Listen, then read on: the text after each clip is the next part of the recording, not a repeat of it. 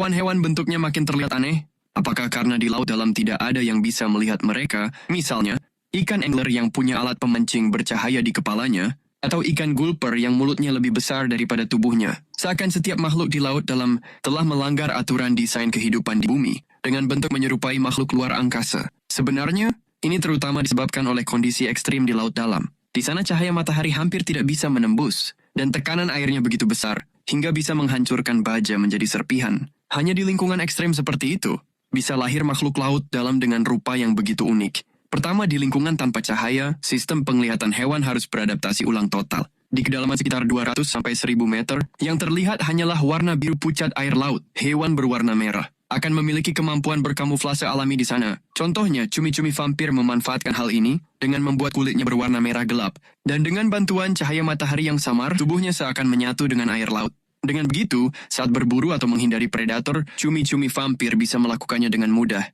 Jika sudah sampai di kedalaman, di mana cahaya sama sekali sulit masuk, hewan laut dalam harus memperkuat penglihatan mereka. Ini membantu mereka menangkap sedikit cahaya yang ada di laut dalam, sehingga bisa melihat lebih jelas. Namun jika sudah mencapai zona terdalam samudra, di mana cahaya matahari benar-benar hilang, mata hewan laut dalam tidak lagi berguna. Beberapa bahkan matanya menyusut atau hilang, dan hanya mengandalkan pendengaran serta indera praba untuk berburu. Ada juga yang berevolusi memiliki alat khusus melebihi penglihatan, seperti ikan angler dengan umpan bercahaya di kepalanya, yang berfungsi seperti mercusuar di kegelapan, menarik mangsa untuk mendekat dan tertangkap.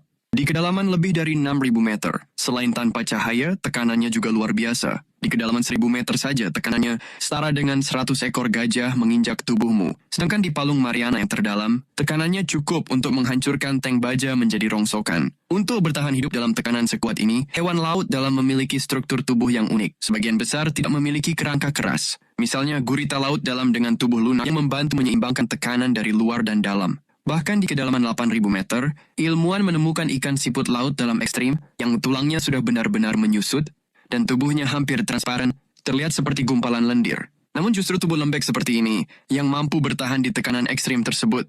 Selain itu, karena tidak ada cahaya matahari, fotosintesis tidak bisa terjadi. Sumber energi utama di laut dalam berasal dari hujan salju laut. Titik-titik putih kecil yang jatuh dari atas berisi plankton mikroskopis dan sisa-sisa bangkai hewan yang membusuk. Namun makanan sisa ini tentu tidak cukup untuk memenuhi kebutuhan energi hewan laut dalam. Maka mereka berevolusi dengan strategi ekstrim berburu. Ikan gulper misalnya punya mulut raksasa serta perut elastis yang bisa mengembang seperti balon. Ini memungkinkan mereka menelan mangsa yang ukurannya beberapa kali lebih besar dari tubuh mereka. Di laut dalam di mana makanan muncul secara acak, kemampuan makan sebanyak mungkin sekali dapat